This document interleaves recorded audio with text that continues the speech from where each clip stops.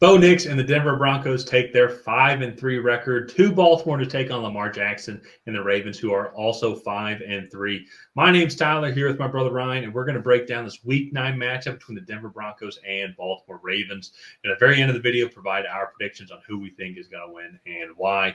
But before we get into that, we have a goal of getting to 100 new subscribers just through these Week 9 prediction video series. So if you haven't already, go ahead, hit that subscribe button. Leave a like and a comment. Let us know who you think is going to win this great game and why.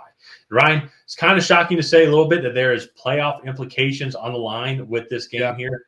Both teams are 5-3, and if the playoffs started today, Broncos would be the 5th seed as they hold the tiebreaker over the Ravens, who are the 6th seed as of right now. Ravens had a shocking loss against the Cleveland Browns, but it's the AFC North rivalry. Anything can kind of happen in those games. Broncos took care of business against the lowly Panthers. As Falcons fans, I appreciate it. Just one less team I have to worry about and one in the NFC South. But this is going to be such a fun matchup here because I think Bo Nix and this Broncos offense has slowly been progressing each and every week. Had a great performance against the Panthers today. Not saying much, but also I'm a Falcons fan, so not saying much when we destroyed them also. But I think the fun thing that's going to be to really watch in this matchup here is this Broncos defense versus Lamar Jackson and this Ravens offense. Just because they're top offense in the league here, just statistically all around. Lamar Jackson has been slinging the rock a lot, connecting with Zay Flowers, Isaiah Likely, Rashad Bateman, Mark Andrews also. He's finally starting to catch some touchdowns. Oh, and then not to mention, too, now you got Derrick Henry in the backfield as well. So going up against this Denver defense, it's going to be absolutely fun to watch here. What do you think of both the Broncos and the Ravens season so far as we're about halfway through the 2024 season? Yeah, the Ravens, I think, have some questionable losses, but I think all in all, they've performed pretty well. You go look that loss to the Raiders in week 2, like that was – they were up, I think, 13 in the fourth quarter and ended up blowing the lead there. And then you go look at like they were an inch away from going to overtime against Kansas City. And then this past week against Cleveland, they really struggled to stop a absolutely decimated Browns offense and this was a pretty good Browns defense. Like they were able to kind of stifle the run a little bit. They definitely got after Lamar Jackson and made him move off his spot. And then also the receivers that had some drops and whatnot. But like this is really a team that they should have beat. It's one of the worst teams in the league. And you go look, it's just a tough loss to swallow, I think, for the Ravens. But all in all, this is still a really good football team. I think they're going to be right in contention for this division up until week 18. Right now, the only team that's really competing with them is Pittsburgh, but they should be a better team than Pittsburgh. We'll just have to see when they actually get to face each other. And so it's been maybe a little disappointing for the Ravens and just some of those close losses, but all in all, they're the team that we expect, and we'll see how this team develops later on in the season. When you start playing cold weather football, and this team will really start running the football hard late in the year, where the Broncos have kind of been the surprise of the year. This is just a well-coached football team. They don't beat themselves. They capitalize on your mistakes. But you can see Bo Nix develop each week. And then you also, like, this defense is really good, only 120 points allowed through 8 games so far. So that's just good statistics there. And again, they get after the passer well. They are well coached, like on both sides of the ball, and they don't beat themselves. This is a team that you can't really count out on any game. But I will say, like, I think you look offensively specifically, maybe a little less talent than what like the true contenders will have. But you could see in a year or two, I think that this team will be a really formidable opponent if they could stay playing this type of football. Yeah, no, that's with Bo Nix in the offense here. It's like seeing the progressions here as well. I know people, if you watch the channel, like I was just critical of like what this offense would become. Like, is Bo Nix really the guy? And he's taking the steps forward and taking those the strides that you want to see a rookie quarterback take, especially too. I mean, whenever your rookie quarterback throws for 284 yards, it's a good game. And when your star receiver has a 100-yard receiving day, that's good against anybody, especially the Panthers. And so I think the thing I like to see too is the diversity overall. It's like I'm seeing 1, 2, 3, 4, 5, 6, 7, 8, 9, 10, 11 guys caught balls today. You had a good disparity. Jaleel McLaughlin had 8 carries for 47 yards. Javonte Williams had 17 for 44, but still, so like 2 solid backs that can go and get 80 to 90 total yards minimum. And Javonte Williams have had better games, honestly. I think today it's just anybody can throw against this Panthers team. So that was the route that they went. So it's good to see them developing both those options. Well, not good. The Falcons are about to play them in a couple of weeks, so I'm getting more and more nervous about that game the more I watch you guys play. On the flip side, too, they're going up against a Ravens team who definitely has much more star power focus. You know, you got the best, probably or one of the best quarterbacks in the league. I'd say second best. Sorry, I think Patrick Mahomes is the best, but Lamar Jackson I think is up there as number 2, number 3. Maybe if you wanted to debate between him, Josh Allen, or like Joe Burrow, or whatever. Best running back in the league as right now with Derrick Henry and just the way that offensive system's set up.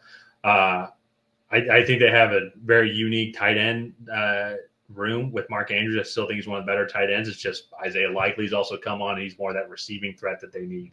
Zay Flowers, I think, is developing into one of the better receivers in the league. The issue for me, though, with the Ravens team is they still seem to give up a decent bit of passing yards. Like giving up 334 today against Jameis Winston. If we go and look at where they're ranking defensively now, like they're giving up the most passing yards in the season. Earlier on, I was accrediting that to, like, you know, they were up big leads, so people had to come back up. And in this game, though, it was back and forth, kind of like not really too far away, and you wouldn't really expect. I mean, they traded away Amari Cooper, Deshaun Watson, even though it probably would have been better for the Ravens if Deshaun Watson played. But they also were missing Marlon Humphreys today. And that's fair. That's a big loss. Thank you for adding that. But still, though, it's pretty consistently overall. They're giving up a decent bit of passing yards, and that to me is, I think, was going to be the area at the beginning of the season is how's Bo Nix going to be able to throw against this team. But now it's going to be kind of one of the things is, can the Ravens contain Bo Nix in this offense and make him be that rookie quarterback and put pressure on him as well, make them have to try and utilize a run more.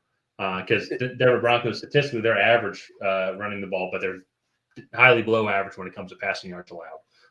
And you can double check me on statistics here, but I do think the Ravens are a pretty good run defense team, so they do almost force teams into, like, all right, well, we're just gonna have to throw the ball 45 times to. They're the best statistically. They're not even averaging 70 rushing yards per game. And that's where I said, like, I was accrediting that at the beginning of the season to essentially, it was like teams had to play catch up the entire way. And today, to be fair, Browns only had 80 rushing yards as well. So to be fair there. Yeah, and so they are kind of forcing teams into that, like, gunslinger style game where like we have to throw it again 45 times. So I think it's going to be a really interesting matchup. I think if you're the Broncos, that is not the type of game you want to play. I know Bo Nix has been pretty good so far this year, but I don't think that is quite the game that you want to play. And I think that's going to play in favor of the Ravens. And so to kind of get in predictions here, I am going to pick Baltimore to come out ahead in this matchup. I just think they're the better team. They're at home. I think the Broncos they have a pretty good run defense. I just think Derrick Henry is going to be a little bit too much for this team to handle. And one of the big things too that the Broncos do well is, like, they put Pat Surtain and he kind of just eliminates one of the wide receivers. I don't think you can really do that in this matchup because they're big targets like Mark Andrews, Isaiah Likely, Rashad Bateman, Zay Flowers. Like, they don't have a main target that they want to go to. Right. And so, like, I think that kind of plays even more into the favor of the Ravens, where it's just like, all right, we're just not even going to throw at Pat Surtain, and he really won't be covering Isaiah Likely or Mark Andrews, who are two of their main targets in this passing game. Yeah, but you still got other, like, you got really good guys on this defense, like Brandon Jones. You got Riley Moss as well. Nick Manito's playing well. Jonah Ellis, Levi Wilson. No, I agree.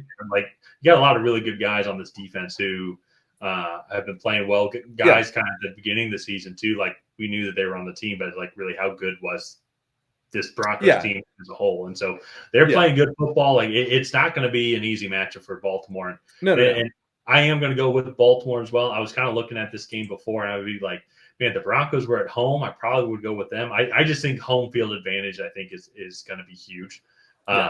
It's going to be, can the Broncos defense keep this Ravens offense in check? Which a lot of teams have really struggled to do that. It's possible, but a lot of teams have struggled to do that. Then on the flip side, though, too, can the Broncos offense kind of, what's the phrase that you talk about? Stay on plane, stay in. They stay in phase. Yeah, stay in phase. Can you not get behind the chains? Like, no dumb holding penalties on first down. Get to 1st and 20. That's where I've seen this team really struggle, is they want to be able to keep their whole playbook open, get to 3rd and shorts against this Baltimore Ravens defense so you can have all these options here. I just think throughout 60 minutes, especially at home in Baltimore, I think Baltimore is going to be able to squeak this one out. But I never would have thought that this game would be as big of a game at the beginning of the season. It wasn't not. So I think Baltimore's going to win this one. I think it's going to be a fun game, 24-20. Yeah, no, I think it'll be close. I'm going to say 27-17. I do think, especially in the red zone, I think that this Baltimore defense will start to tighten up and they'll get a 2-score victory. But I think it's going to be close. I think they'll probably have to put it away late with either a touchdown or a field goal to kind of put it out of reach for the Broncos. Perfect. So let's go ahead and wrap this one up here. If you guys have not already, please go ahead and like and subscribe. It is the best way to help out the channel. While you're down there, go ahead and leave a comment on who you think is going to come out ahead. Will it be the Denver Broncos or the Baltimore Ravens? And then that we'll see you guys next time.